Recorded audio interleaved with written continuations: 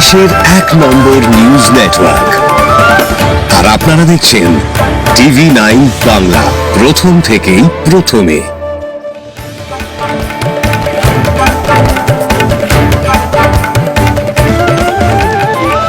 নরসিংদীর শিবপুরে সম্প্রতি জুলাই পুনর্জাগরণে সমাজ গঠনের শপথপাঠ, আলোচনা সভা ও সাংস্কৃতিক অনুষ্ঠান অনুষ্ঠিত হয়েছে। উপজেলা প্রশাসন, সমাজসেবা ও মহিলা বিষয়ক অধিদপ্তর যৌথভাবে এই অনুষ্ঠানের আয়োজন করে। এতে উপজেলা নির্বাহী অফিসার মোঝা ফারজানা ইয়াসমিন সভাপতিত্ব করেন। অনুষ্ঠানে বিভিন্ন গণ্যমান্য ব্যক্তিরা উপস্থিত ছিলেন, যার মধ্যে রয়েছেন পৌর প্রশাসন ও সহকারী কমিশনার ভূমি আব্দুর রহিম, উপজেলা সমাজসেবা অফিসার KM আবু রায়হান, মহিলা বিষয়ক কর্মকর্তা রোকসানা বিলকিস এবং স্থানীয় রাজনৈতিক ও সামাজিক নেতৃবৃন্দ। কয়েকশো নারী এই অনুষ্ঠানে অংশ নেন।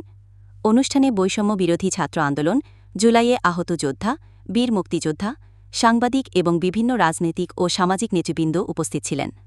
আলোচনা শেষে মনোজ্ঞ একটি সাংস্কৃতিক অনুষ্ঠান হয়।